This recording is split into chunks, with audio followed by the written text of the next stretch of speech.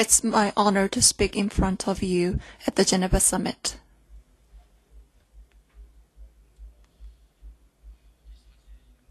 This is a picture of my family.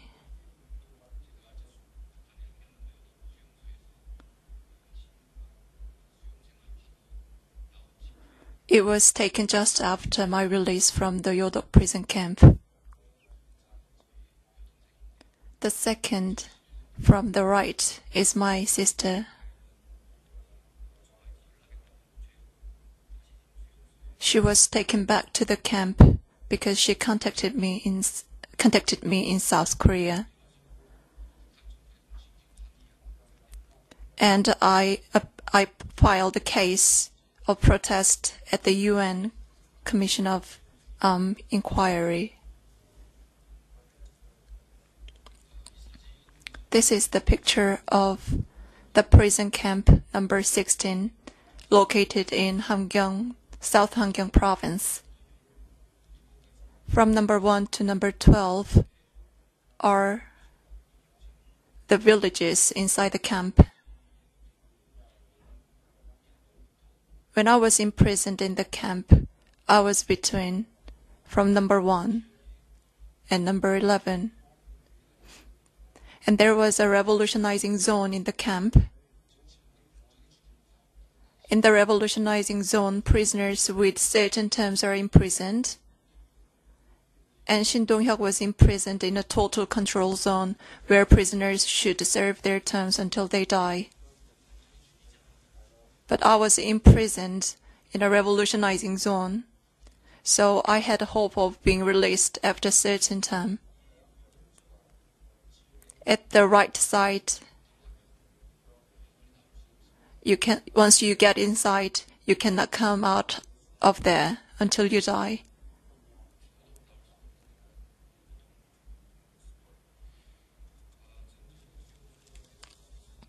I was imprisoned in Yodok prison camp when I was 9 years old, and I stayed there until 19 years old.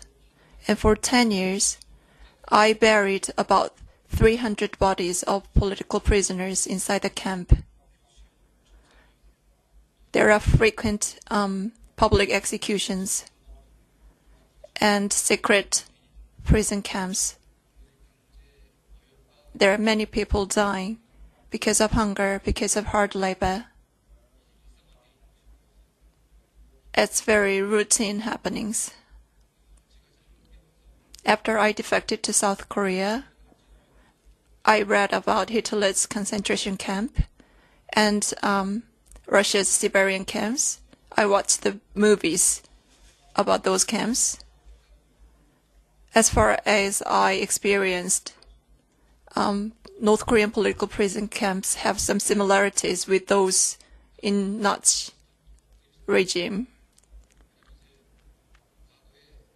In the past, the Soviet Union and its Communist Party did not purge its rivals completely, but Hitler had a concentration camp to purge his rivals.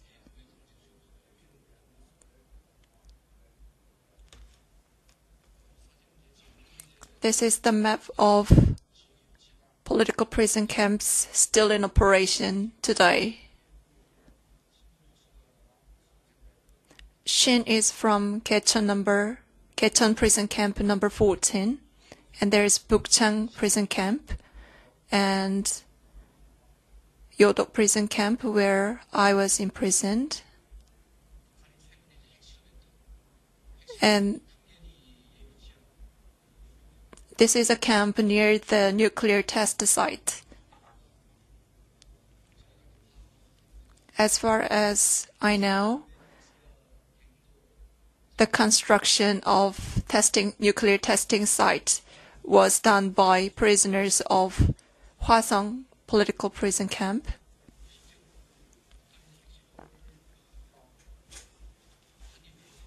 So to carry out nuclear test, they constructed a massive testing site.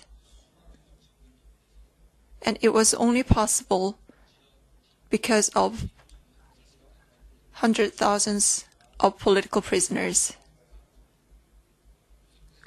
Currently, North Korea has 6 political prison camps, and they detain about 200,000 political prisoners.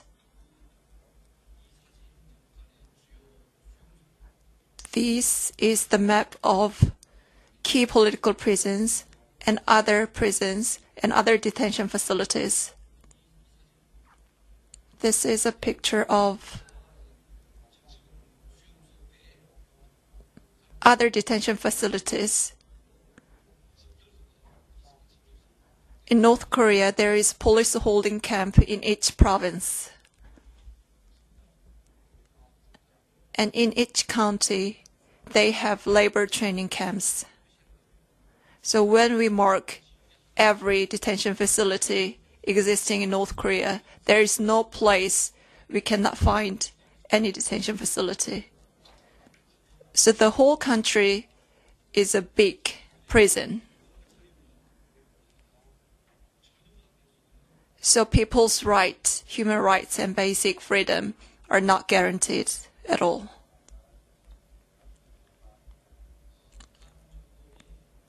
The North Korean regime is different in that they recently carried out a feudal succession of power. Because it's an isolated country. It has northern border with China. And on the southern front, they have their key enemy, South Korea. That's why they could maintain a total control over North Korea and their territory. Plus, the Kim family is praised almost as a god. So now the statues like these, there are 38,000 of them. No dictator ever made as many statues as the Kim family.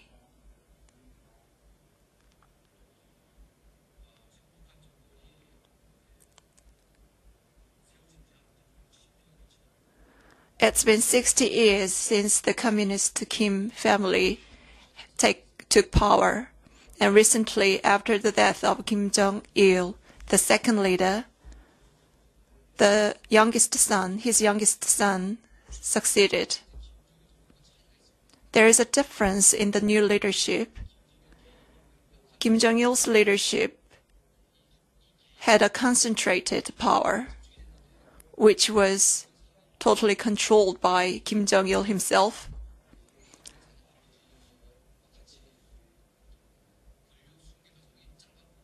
But Kim Jong-un did not have a long period of power succession, so he does not have a complete control of the regime. On the surface, the power seems to be concentrated on the new leader Kim Jong-un, but actually there is his uncle Jang Song-taek and Choi Ryong-hae, his close ally, his aunt Kim. So power is distributed among a few leaders.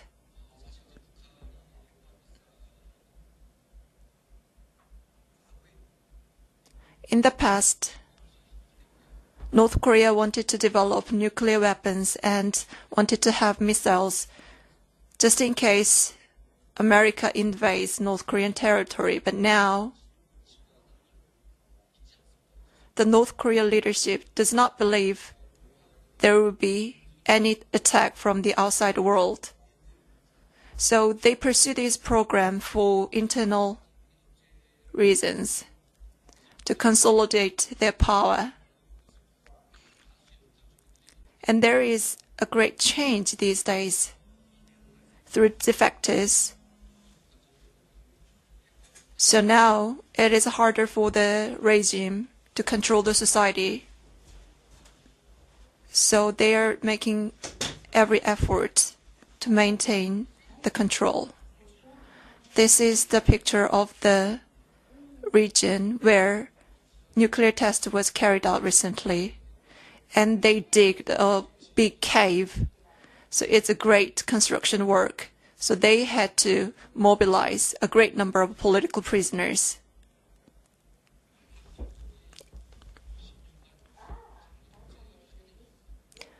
The reason for why North Korea maintained a long dictatorship was because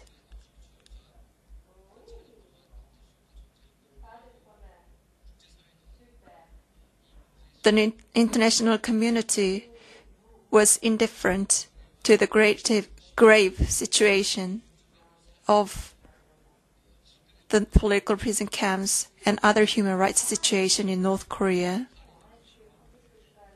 In the 1990s, there has been a heavy casualty because of starvation during the arduous March period.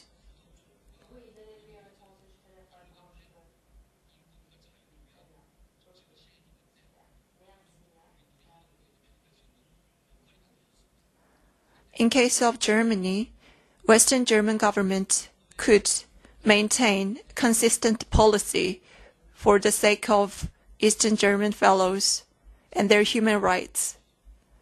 But South Korean government has changed its policy very frequently. And food support from the government was not distributed among North Korean civilians, but was channeled into the leadership and the army. So if they stopped their food aid at that time, I think the leadership would have collapsed already. I think this is the ending stage of the North Korean dictatorship.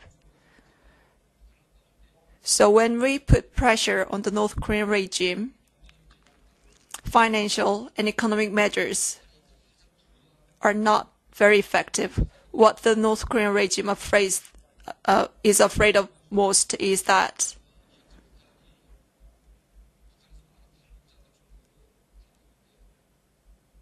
there are many North Korean defectors going to China, and the Chinese government is doing forcible repatriation of North Korean defectors to North Korea.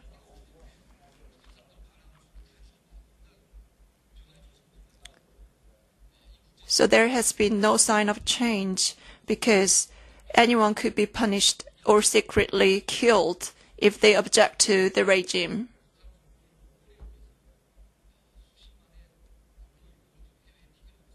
So North Korea is dispatching a huge number of laborers to overseas countries, to Middle East, to Africa, to Russia.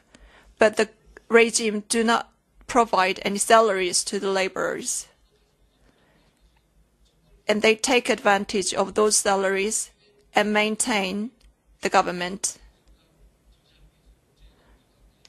So to stop this, we are trying to cooperate on this issue with ILO.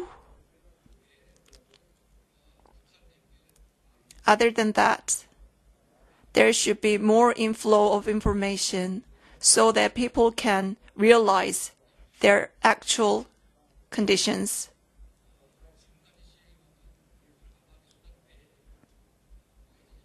So the international community should take new types of measures